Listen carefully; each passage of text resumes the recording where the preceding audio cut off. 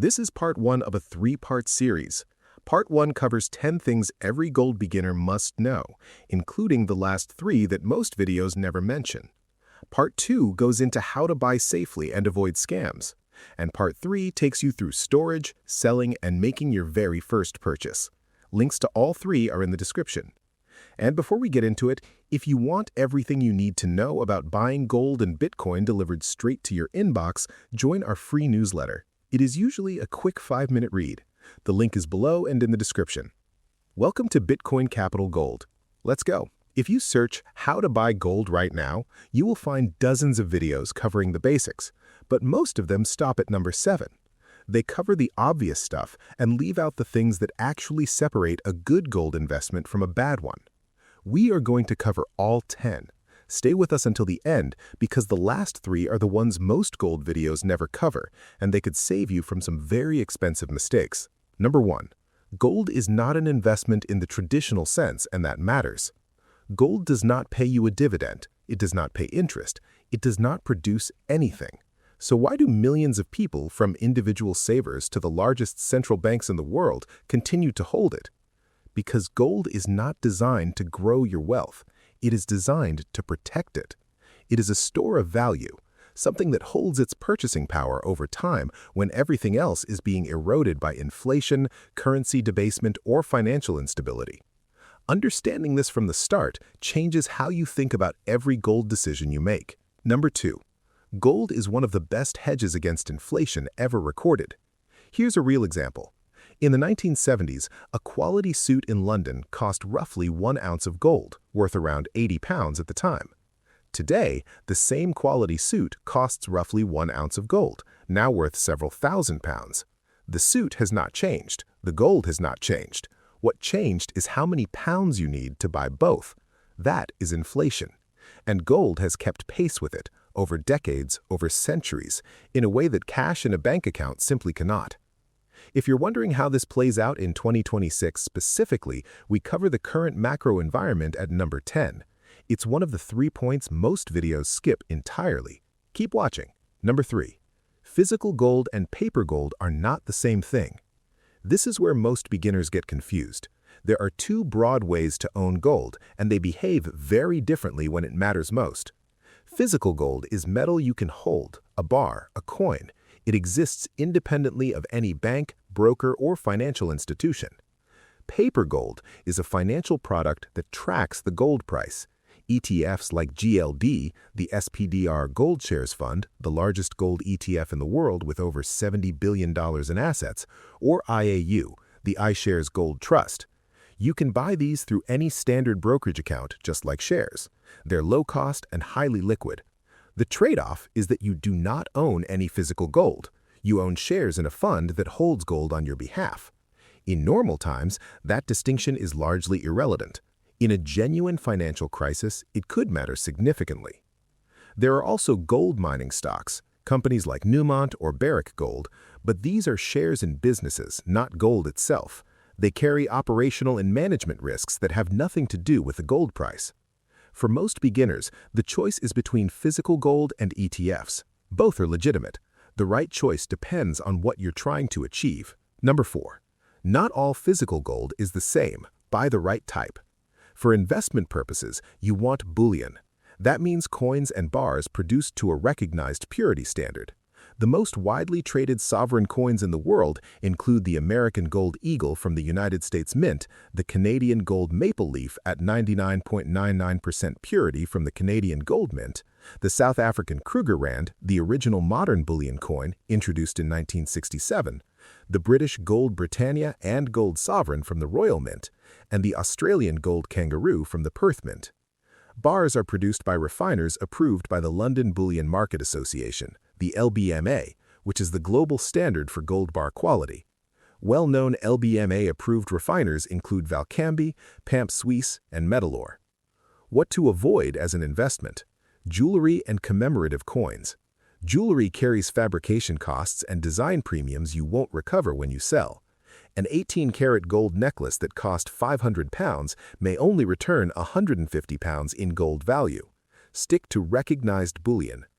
And by the way, number 8 covers a specific difference between bars and coins that almost nobody talks about. It could save UK investors thousands in tax. Keep watching. Number 5. You need to understand 3 terms before you buy a single ounce. The spot price is the current live market price of gold per troy ounce, what gold is trading at right now in international markets. You can check it on Kitco, Bullion Vault, or Bloomberg. This is your benchmark for everything. Purity is how much of the product is actually gold. Pure gold is 24 karat or 999 fine, meaning 99.99% gold. Most investment-grade bullion hits this standard. 18 karat gold is only 75% gold, common in jewelry, not bullion. The premium is the amount above the spot price you pay when buying physical gold. You'll always pay a premium. Sovereign coins typically carry premiums of 3 to 8% for standard sizes. Smaller fractional pieces carry higher premiums. Knowing this means you won't be surprised when the price on the dealer's website is higher than the spot price you just checked. Number 6. Gold is a safe haven, but it can still fall sharply in the short term. Most beginners assume that because gold is a safe haven, it goes up when markets go down. That's usually true, but not always. In March 2026, gold fell over 20% in a matter of weeks during an active war in the Middle East. Why? Because oil-driven inflation delayed interest rate cuts, the dollar strengthened sharply, and investors who were sitting on large gold profits sold their positions to cover losses elsewhere. This is called a liquidity flush. The asset that has risen the most gets sold first to raise cash. The long-term thesis for gold didn't change, but the short-term price action was brutal. Beginners who understood this held through it. Beginners who expected gold to always rise in a crisis were shaken out. Gold rewards patience. It does not reward short-term thinking. Number 7. Gold has real risks. Go in with your eyes open. Gold does not pay dividends or interest, so there's an opportunity cost. Money in gold is money not earning a return elsewhere. Storage and insurance carry costs. Gold does not produce anything. Its value depends entirely on what the next buyer will pay. And because gold is priced in dollars globally, a strengthening dollar can push the gold price lower even when nothing has changed about gold itself. These are real risks. They don't undermine the case for gold in a diversified portfolio, but every investor should understand them clearly before committing capital. We're halfway through. Keep watching. The 3 points coming up are where this video separates itself from everything else you'll find on gold investing. Numbers 8, 9, and 10 are the things most beginner gold videos never hear until it's too late. Now we get to the last 3, the ones most beginner gold videos never cover. Pay close attention here. This is where the real understanding begins. Number 8. The difference between bars and coins is not just size, it's also tax. Most beginner videos tell you that bars have lower premiums than coins, which is true, and leave it there. But what they don't tell you is that the choice between coins and bars can have significant tax implications depending on where you live. In the United Kingdom, gold sovereign coins and gold Britannia coins are legal tender and therefore exempt from capital gains tax on any profits. Gold bars are not. Profits on bars are subject to CGT. The same weight of gold in 2 different forms carries completely different tax treatment. For a UK investor building a meaningful position, this distinction can translate into thousands of pounds saved. In the United States, gold bullion is generally treated as a collectible and subject to a maximum federal capital gains rate of 28% on long-term gains, higher than the standard rate for equities. However, gold held within a self-directed IRA can grow tax-deferred or tax-free. Knowing your jurisdiction's rules before you buy, not after, is one of the most practical things a beginner can do. 2 more to go. Number 9 is the one most people ignore when they're buying, and it quietly erodes returns over time. Number 9. The spread matters as much as the price. Almost every beginner focuses on the price they pay to buy gold. Very few think about the price they'll receive when they sell.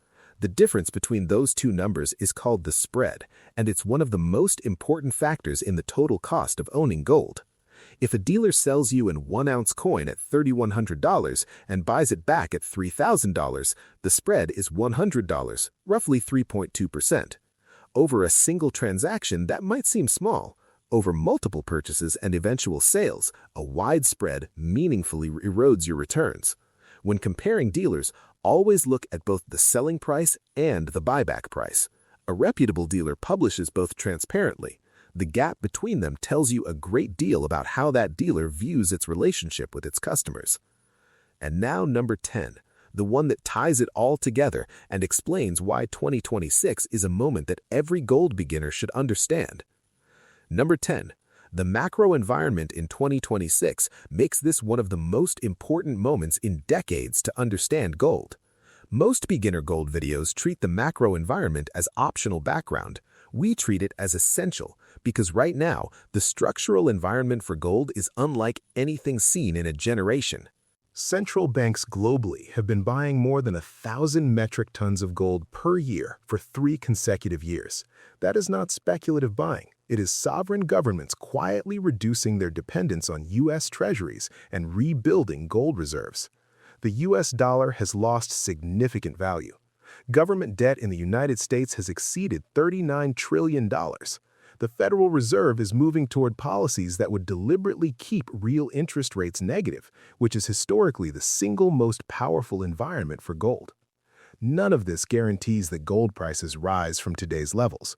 Short-term price moves are genuinely unpredictable, but the structural case for owning gold as a long-term store of value outside the financial system has rarely been stronger.